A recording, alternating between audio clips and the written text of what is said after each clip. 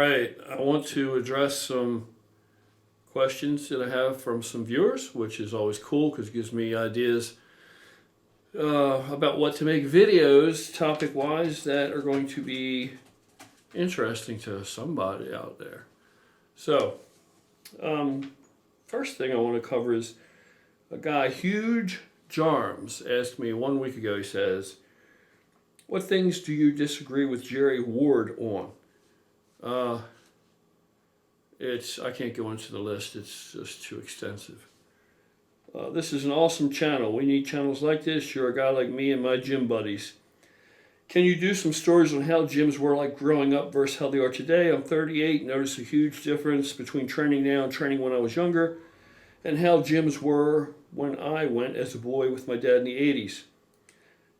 Yeah, that's a huge difference. Huge difference. And I'll tell you what it reminds me of, and some of you guys can relate to this probably, and some of you guys can't.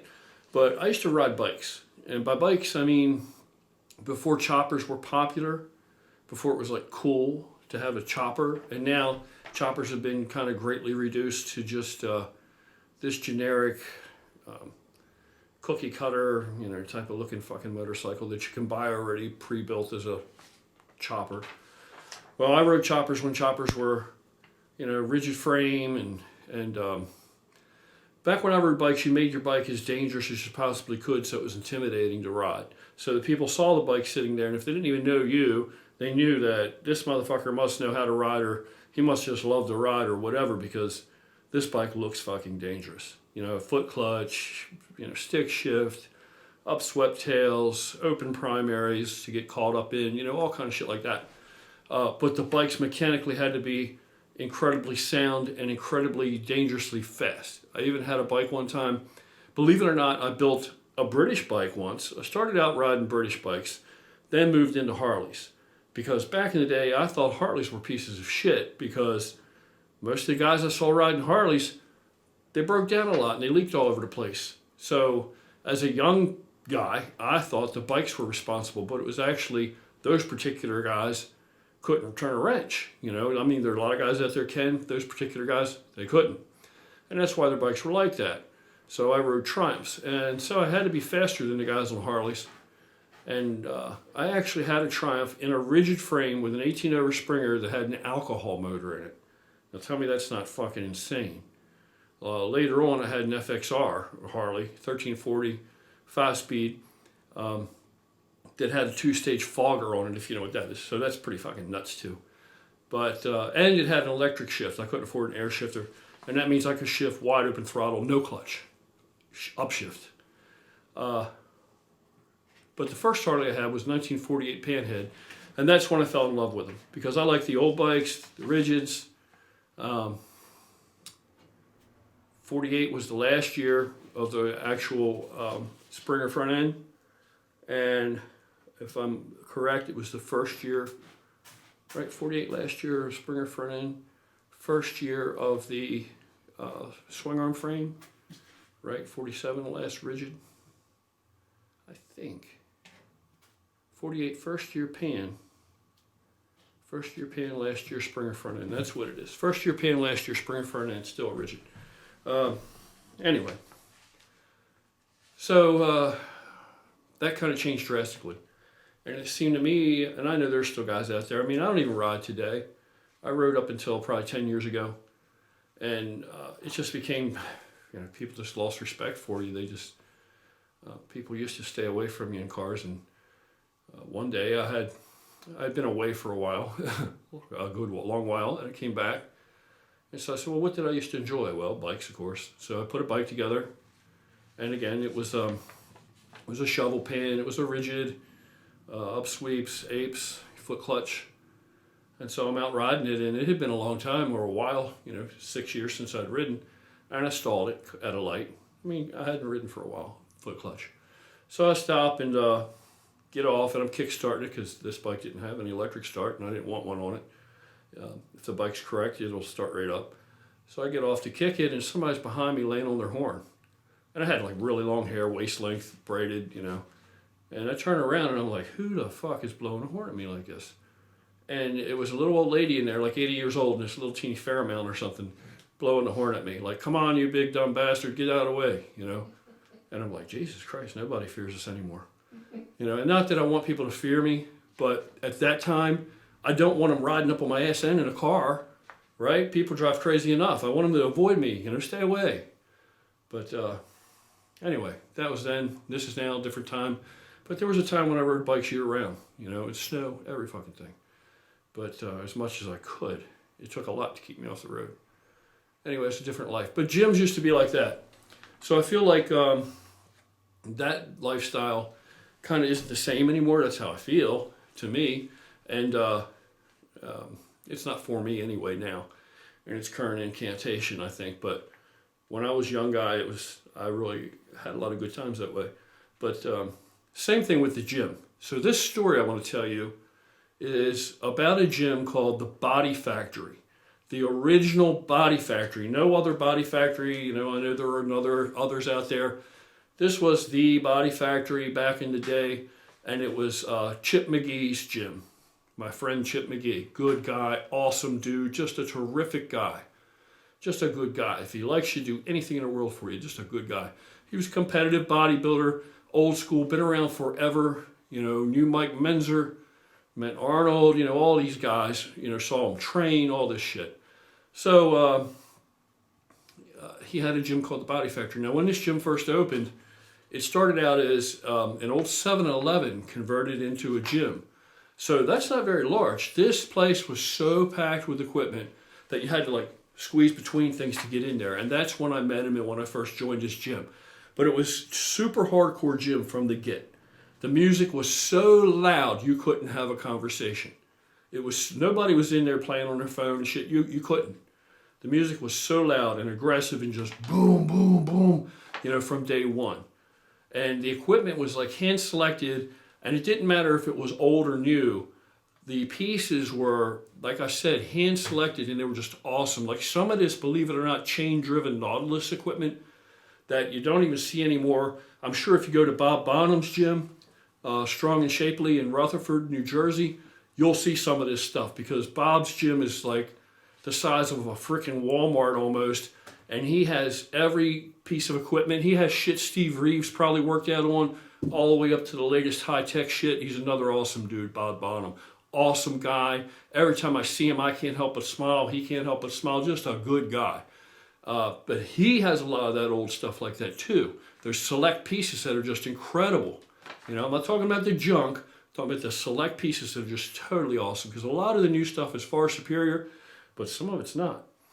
Anyway, the Body Factory started out like that, and it grew so quickly and became so packed. And now this gym came up in an area where there were like 4 or 5 other gyms, big name gyms even, within a 5-mile radius of this gym. So you would think this is the last place I want to open a gym. But he opened that gym and it got so big and so popular that in like a year, he moved into a mall. Now the basement of this mall had been closed up. It was like a time capsule.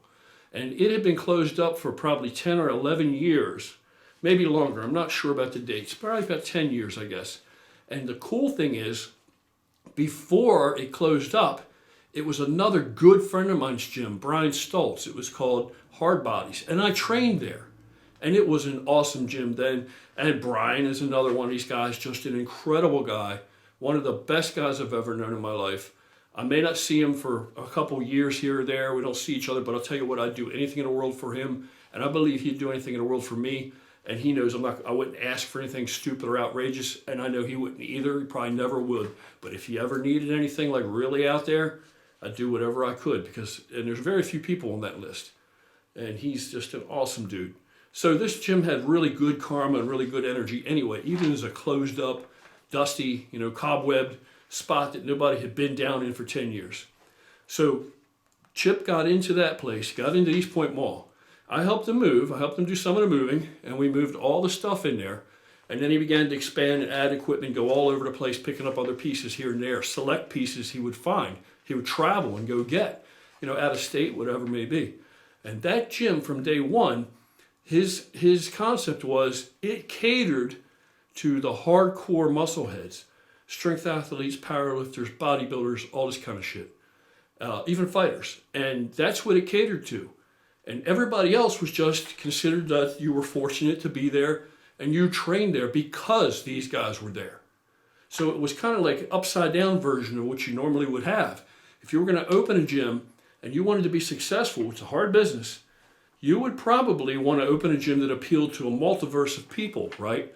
And you may have a few elite athletes trained there, but you're not going to cater to these guys. You're glad to have them. If you have any common sense, you're probably going to let most of these guys train for free because they're few and far between. And they do bring in a certain amount of people just because they're there. And they're a wealth of knowledge.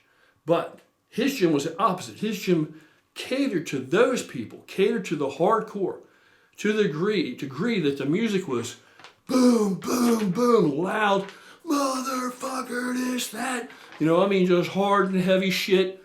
And the craziest thing happened. It went over. And you would have people 60, 70 years old on treadmills.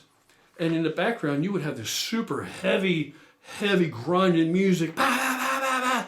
And over in the corner, you may have like Jeff McVicker squatting, 800 pounds or whatever. And Brian Weston deadlifting, 800 pounds. And just craziness going on. Just outrageous stuff. You would have huge monster guys in there. Jason Dayberry, Byron James, just huge dudes, no shortage of big bastards with 20-inch arms, just everywhere. Pictures all over the walls of these people when you came in the door, and that's what it catered to. I had a key. I would come in when he didn't feel like getting up early Sunday morning, which was every Sunday morning. I would come in, open the gym. It was a ritual, and stand. I didn't even work there. I worked there, but I didn't work there. You know what I mean? And I'd just be behind the counter and. People would come in and when we'd get ready to train, we'd put on the heavy shit, turn it way up. And there was one guy there that was a former Mr. USA. And this was he was from 60s or something, I don't know. Long time ago. Older guy, very nice guy, but he was the only guy that ever complained about the music. Only one guy. And he would come up to me all the time on Sunday morning because that's when he usually came in. I didn't see him rest of the week because he must have came early and I came in the evenings. But he would come up and say, Jimmy, can you turn that music down a little bit? And I'd be like, I can't really turn it down much because we're getting ready to work out and, we got to have that music cranked up there, man, and get the blood going. He'd be like, it's Sunday. Can you just turn it down? Can you maybe play something else for a change? Can you play something a little? No, I'm sorry, I really can't. That's not our policy here. And he was the only guy, and I would say, very politely, look, there's, 4 other gyms within a 5-mile radius. You might be a lot more comfortable at one of those gyms. But, that's how it was. It just catered to that. So, I'll give you an example. One time, I was in there, Brian Weston. He was probably, I don't know, a couple weeks out, 4 weeks, 3 weeks, I don't know what, from a meet, big powerlifting meet. He's a 1,000-pound, squatter, world record holder at the time, all this shit. And he was doing legs. So, he was just on a leg extension machine. And somebody had been fiddle fucking with the cable or whatever, and the cable jumped off. Now, the cable might have jumped off because he was swinging it or who knows what, because he's an animal, or he was at the time anyway. But the cable came off. He jumps up off this machine, and music's blasting. I was in there doing chest, so I'm doing some pec deck shit, right? And you can't hear anything except just boom, boom, boom. He jumps off this machine, motherfucker, ah! And just grabs this whole leg press, this leg extension machine, just flips this son of a bitch over, and just goes, ah! And everybody stops. And you hear the music just going boom, boom, boom. And me over there, and I'm looking around, and everybody's just standing there. His wife, Andrea Weston, who was one of the biggest female bodybuilders in the U.S. at the time, just awesome physique, but still very feminine. She had an incredible physique, not overly hard, just great muscle bellies. Anyway, she says to me, she comes over to me and says, Jimmy, can you do something about this or say something to him? That's unreasonable. Look at him. And this is my buddy. What am I going to say? So I'm like, he almost hyperextended his leg. He's training for competition. What do you expect? He's just vetting a little bit. Everything's fine. So everybody's standing there just looking around at each other, and I'm like, fuck y'all looking at? Guy almost blew his leg out, Or hyperextended his knee. Everything's cool. Get back to fucking work. What the fuck you doing? So everybody just started doing their thing again, and life went on. Another time, We were over there training, and I think it was Brian again. He missed a squat or something, didn't get it to depth or deadlift or something. I don't remember what it was, over in the corner with Jeff McVicker. And he smacks this fucking water jug off of this cabinet that was sitting back there. Might have been a PA cabinet or something. And the thing flies across the fucking gym. The rips open and wet, soaks everybody that's, over in the dumbbell area. Just craziness. And, nobody cared. Everybody just, but it was just a super hardcore place. And I've never seen anything like it before or after. And it was super, super successful. And the only reason that he moved out of there and has gone on to other things is they kept wanting to raise the rent there once they saw how successful he had made it.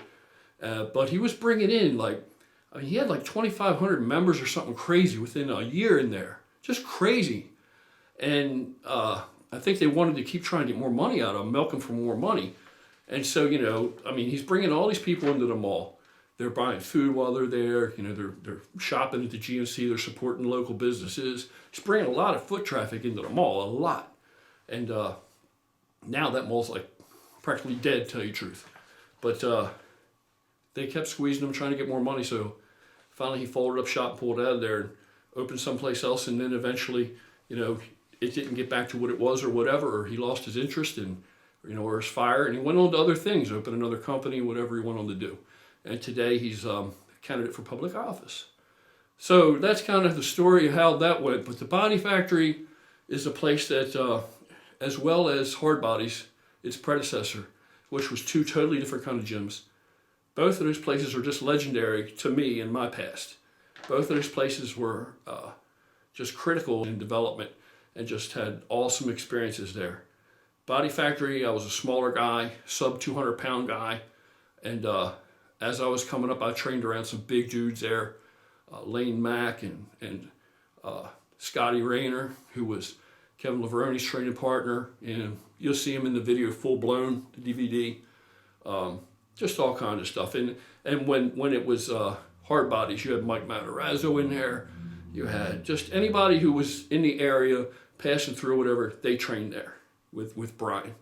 And so that was just both of these places and both of these people, and just awesome. And I think nothing like that will be repeated again.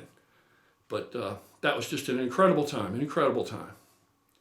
Plus the area that it was in, you'd see the funniest shit. You'd see guys would get on the treadmills and they'd be running balls out.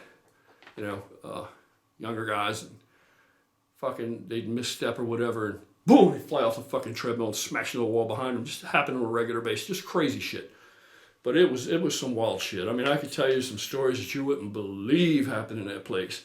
I can't even get into some of the stuff that went on there, but it was pretty incredible. So that's kind of what it was like. There was a lot of camaraderie. Everybody knew each other. We all knew each other. You get a spot from God knows anybody there, and it was just no shortage of just complete total monsters. You had some very elite, power lifters training there, and world record holders, and just, it was craziness. You would just go in there, you couldn't help but get pumped up just walking in the door. So it was, Body Factory was the shit. I wish it was around today. I wish I could go back to that time. And Hard Bodies, like I said, its predecessor was equally awesome. And before it was Hard Bodies, it was a world gym. And in my opinion, it sucked. So, it is what it is. Brian made it into something awesome and incredible. And for me, just a young guy, starting out, it was awesome to be around some of these big monsters in there. And then later on, as I got bigger, years later, it was the Body Factory, and just a crazy, incredible time. We had t-shirts printed up. They're legendary. His old logos were legendary. And we had these shirts printed up in a saying, big dogs eat first. And what that pretty much meant was, there were a lot of females in there training. I was a younger guy, okay? We were all young at one time. There were a lot of females training in there, and we didn't harass them. We didn't bother them. You had some hot women in there. We didn't bother them. So if you came in just to mack on the women and interfere with their workout and try and just hang around and bullshit, that wasn't happening. We were in there to train.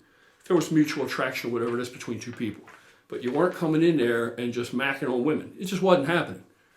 So, that was our slogan, big dogs eat first. If you ain't one of the big dogs, You know what I mean? If you don't see us doing it, you don't do it. Simple as that. So it was pretty awesome. And, you know, it was a cool place. It was a friendly place.